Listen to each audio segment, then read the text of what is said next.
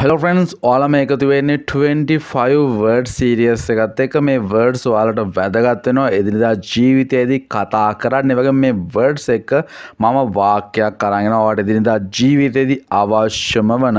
මේක video series එකක් විදිහට තමයි යන්නේ මේ ඒ වීඩියෝ series එකේ 5 වෙනි වීඩියෝ එක. කලින් වීඩියෝස් බලන්න නැත්නම් අනිවාර්යයෙන්ම ගිහිල්ලා බලන්න channel එකට මේ වීඩියෝස් ඉතාමත්ම වැදගත්. අපි අද වීඩියෝ එකට යන්න කලින් මම පොඩි ඉල්ලීමක් කරනවා. වීඩියෝ එක ඉවර වෙනකම්ම මාත් එක්ක මේ වාක්‍ය ටික ප්‍රැක්ටිස් කරන්න ඔයාලට ලයිව් එකට මේ ටික එකතු කරගන්න ඉතාමත්ම වැදගත් වෙයි. එහෙනම් අපි වැඩි වෙලා ගන්න නැතුව අද වාක්‍ය 25 මොනවද කියලා ගිහිල්ලා බලමු.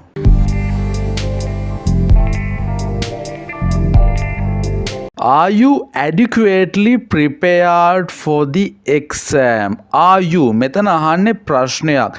prepare වෙනවා කියලා කියන්නේ සූදානම් වෙනවා කියන එක. මොකක් හරි දෙයක් කරන්න කලින් අපි සූදානම් වෙනවා කියන එක තමයි මේ prepare කියන එක.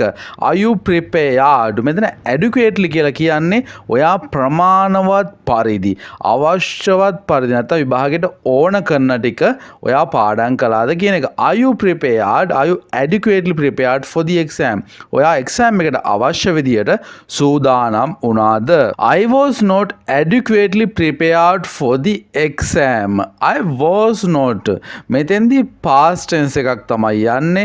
අතීත කාලේ වා exam එකක් ඉස්සර exam එකක් ලියලා ඒක එච්චර හොඳට කරන්න හම්බුන්නේ නැහැ. පස්සේ කියනවා මට ප්‍රමාණවත් තරම් exam එකට prepare වෙන්න සූදානම් වෙන්න හම්බුනේ නැහැ. I was not adequately prepared for the exam. විභාගයට මම අවශ්‍ය තරම් සූදානම් උනේ නැහැ. කලින් සූදානම් උනේ නැහැ. Vitamin C must be adequately supplied. මේ දවස්වල vitamin C ඇත්තටම ගොඩක් කතා වෙනවා COVID situation එක නිසා.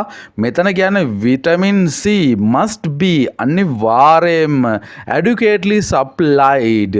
සපයන්න ඕනේ අවශ්‍ය පරිදි. vitamin C අවශ්‍ය පරිදි සැපය යුතුමයි කියන එක තමයි මේ වාක්‍යයෙන් කියන්නේ. You need to adjust your watch. It's slow. මොකද්ද adjust කරනවා කියලා කියන්නේ?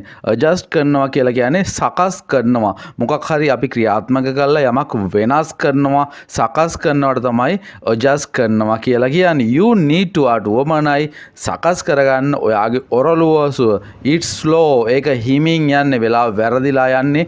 කලින් යන වෙලාවට තමයි slow කියලා කියන්නේ. ඉතින් ඔයා ඔරලුවසුව සකස් කරගන්න ඕනේ. The rules need to be adjusted as soon as possible. The rules කියන්නේ නීති. Need to be adjusted. වෙනස් කරන්න ඕනේ. තියෙන තත්වයෙන් තව තත්වයකට වෙනස් කරනවා, adjust කරනවා. අවශ්‍ය adjust කරන්න as soon as possible. ඉක්මනින්ම. හිතන්න දැන් යන නීති වලින් රටේ පාලනය කරන්න අසාර්ථකයි නැත්නම් මේ නීති මදි නම් අපිට කියන්න පුළුවන් the rules need to be adjusted as soon as possible. පුළුවන් තරම් ඉක්මනින් as soon as possible කියන්නේ ඒකට. You need to adjust the height of the table. You need to adjust. මෙතනත් කියන්නේ වෙනස් කරන්න අවශ්‍ය පරිදි සකස් කරන්න කියලා. The height උස of the table. මේසේ උස වෙනස් කරන්න, උස අඩු වැඩි කරන්න පුළුවන් මේස තියෙනවා. ඉතින් ඔයාලට කියන්න පුළුවන් මේසේ උස අඩු වැඩි you need to අවශ්‍යයි adjust කරන එක මේ මේසේ උස වගේ පුටුවේ ප්‍රමාණයට උස හෝ පාත වෙන නිසා. I admire your intelligence. I admire කියන්නේ අගය කරනවට. I admire your intelligence. මම ඔයාගේ බුද්ධිය අගය කරනවා. ඊළඟ වාක්‍ය බලන්න. We all admire your courage. courage කියන්නේ ධෛර්යය. We all අපි ඔක්කොම අගය කරනවා ඔයාගේ ධෛර්යය. ඔයා මොකක් හරි ධෛර්ය සම්පන්න වැඩක් කළා නම්, courage එක තියෙන වැඩක් කළා නම් මිනිස්සුන්ට කියන ওই විදිහට. I have always admired your determination.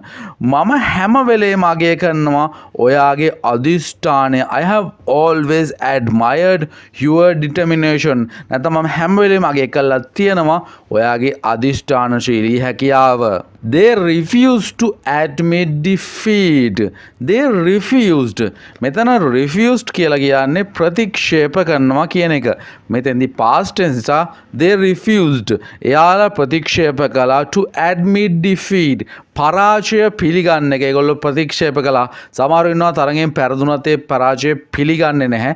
ඒ වගේ කට්ටියක් තමයි මෙතනත් තින්නේ. they refused to admit defeat කියන්නේ පරාජය. admit කියන්නේ පිළිගන්නවා එක ප්‍රතික්ෂේප කළා කියන එක. He admitted careless driving. Admitted කියන්නේ මෙතෙන්දිත් පිළිගත්තා කියන එක.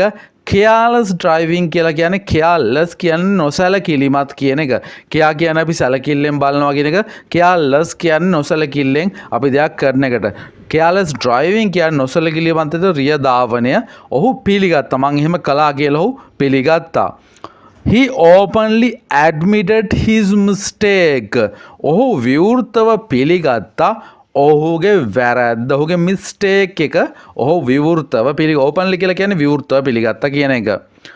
Don't be afraid to admit your mistakes. Don't be afraid.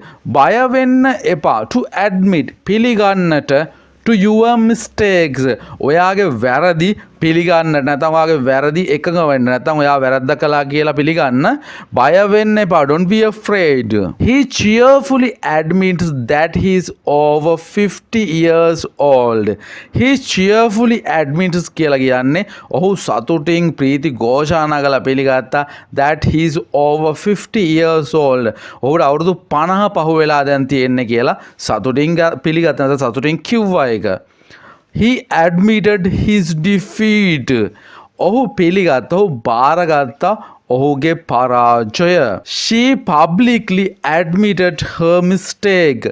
Publicly කියලා කියන්නේ පොදුවේ මිනිස්සු ඉස්සරහා පොදු සමාජයේ ඉස්සරහා publicly පොදුවේ පිළිගත්තා ප්‍රසිද්ධිය පිළිගත්තා ඇයගේ වැරද්ද. I hate to admit it but he is right. සමහර දේවල් තියෙනවා අපි කැමති නැති දේවල්. හැබැයි ඒත් අපිට ඒක පිළිගන්න සිද්ධ වෙනවා. හිතන්න මිනිස්සෙට කැමති නෑ. හැබැයි යා කියන දෙයට කැමති. ඒක නිසා මෙතෙන්දිත් ඒ වගේ දෙයක් තමයි කියන්නේ I hate to admit it. මම කැමති නෑ ඒක පිළිගන්න but he is right. හැබැයි ඔහු හරි. They decided to adopt a child.